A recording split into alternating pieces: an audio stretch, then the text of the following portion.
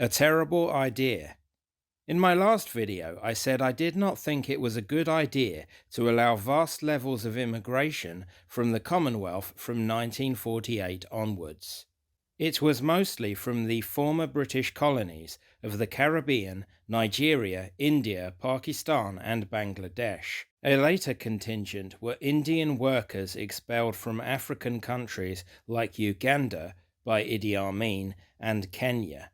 Public transport, the NHS, and the textile industries were the main employers of these migrants at first. What this did, regardless of the well-meaning motives and the integration of many of them, is sow the seeds of division and cause much trouble down the line. Of course, there has been immigration from the Anglosphere countries within the Commonwealth, Canada, Australia, and New Zealand, as well as white South Africans. You could really count this as European immigration, and indeed, many of these peoples were originally settlers from the British Isles. My issue is not so much with these places of origin because of cultural similarities. Nonetheless, all mass immigration is bad, especially if there is no plan to process it. Mass immigration is indeed the main cause of our ills, and it all started with 1948. There had been the Eastern European and Russian Jews in the Victorian era, as well as previous historical movements, but the numbers were not as significant. Once the Commonwealth was ushered in, our borders then opened to other places. Over the last 30 years, the numbers and countries of origin increased until there were seemingly no limits or rules, and we ended up with the Boris wave. Race and culture. Many will be assuming I am a racist. They will conclude I am negative about migration from Africa, the Caribbean, and Asia because the populations there are largely black and brown. Race or skin color per se is not an issue for me. My objection is cultural. I do not really believe that because certain Africans and Indians were once subjects of the British Empire, they have unbreakable cultural links to us. I believe these links are overstated, partly to try and sell what has been done to us. These people, beyond the administrative class helping us to govern, were simply a ruled population. In Africa, many adopted our religion, but that was it. They had no real love for us, just as the Saxon had no love for the Norman. It was merely the way the power dynamic was. If they really had a strong cultural connection, then their own cultures would not survive to this day and would not be imposed on ours. The fact is, in the colonies, the British just let them get on with it, within reason.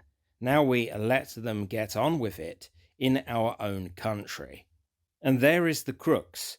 These countries only had superficial links to our culture, thus importing millions of them meant their incompatible cultures would adversely affect ours. Christian Africans are one thing, but the Pakistanis and Bangladeshis follow Islam, which is even less compatible, a totalizing political religion based on conquest that rejects individual freedom.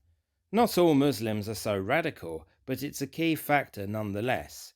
Indeed, many black, Sikh or Hindu Britons recognize this, and have lined up with white Britons against Islam.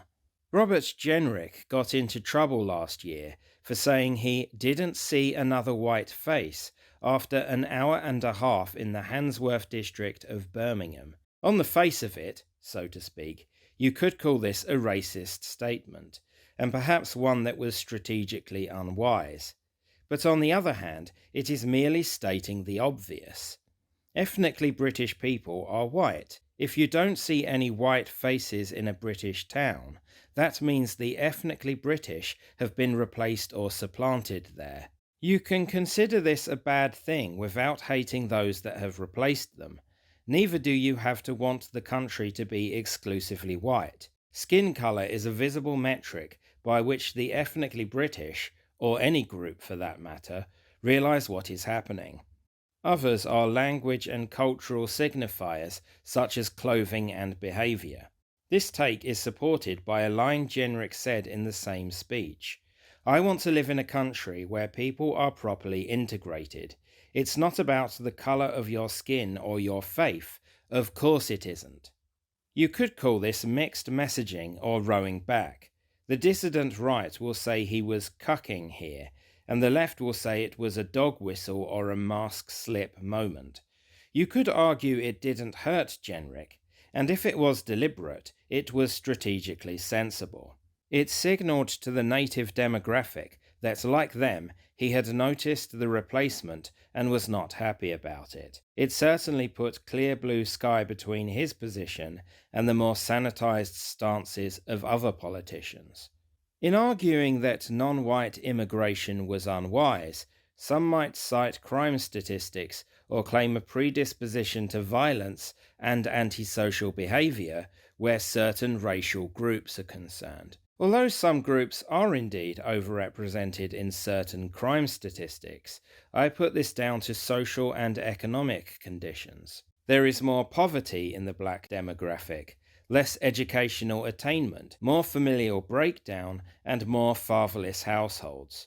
There is perhaps more involvement in gangs, a penchant for aggressive fashions, and heavier use of certain drugs. Some may feel entitled or that the rules don't apply to them because of messaging from the left and racial activists. These are all social factors, not genetic. There is no inherent criminality that comes with a skin color. However, you could say immigration from certain countries is unwise because the cultures of those nations are more violent and corrupt, or have wildly different ideas about sex or women's rights than we do. Pakistan and Bangladesh are prime examples from the Commonwealth. Therefore, you might want to rule out immigration from these places, but on a cultural basis, not a racial one.